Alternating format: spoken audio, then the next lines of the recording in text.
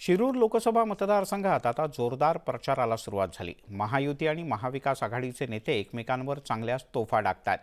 दोन्ही उमेदवारांनी गंभीर आरोप प्रत्यारोपांच्या फैरी सुरू केल्यात।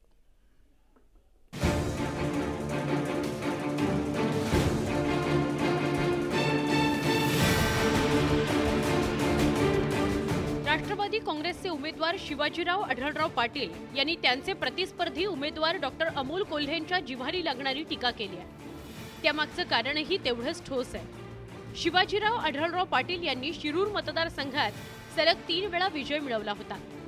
मात्र 2019 मध्ये डॉक्टर अमोल कोल्हे यांनी शिवाजीराव आढळराव पाटील यांचा पराभव केला होता। त्या पराभवाची परतफेड करण्याकरता आढळराव पाटील आतुर झाले। परिणामी आढळराव पाटलांनी डॉक्टर अमोल कोल्हेंची खिल्ली उडवत टीका केली। भारतातला हा एकमेव मतदारसंघ असेल की हा मतदारसंघ खासदाराविना होता। निवडणूक झाली, खासदार निवडून गेले, पण खासदार गायबच झाले। जनतेला वेळ न देणारा आणि 5 पक्ष बदलणारा अशा शब्दात आढळराव पाटलांनी डॉक्टर अमोल कोल्हेंवर सडकून टीका केली। त्यामुळे डॉक्टर अमोल कोल्हेंनीही जळजळीत शब्दात मात्र संयमित भाषेत पलटवार केला।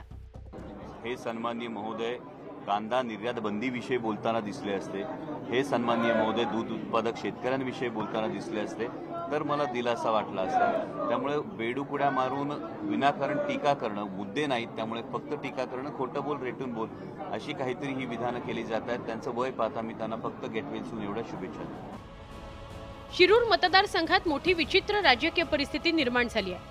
दोन्ही उमेदवारांचे पक्ष फुटलेत।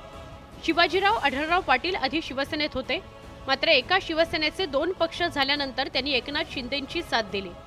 पण शिरूर मतदारसंघ अजित पवारांच्या राष्ट्रवादी काँग्रेसच्या वाट्याला गेल्यामुळे आढळराव पाटील यांनी घड्याळ हाती घेत उमेदवारी मिळवली।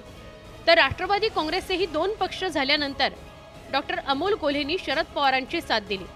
परिणामी कोल्हेंना घड्याळ सोडून आता तुतारी चिन्हावर लढावं लागतंय। एकंदरीतच आता मतदार कुणाची साथ देणार हे 4 जूनला स्पष्ट होईल। Bureau report, news 18 Lokmat.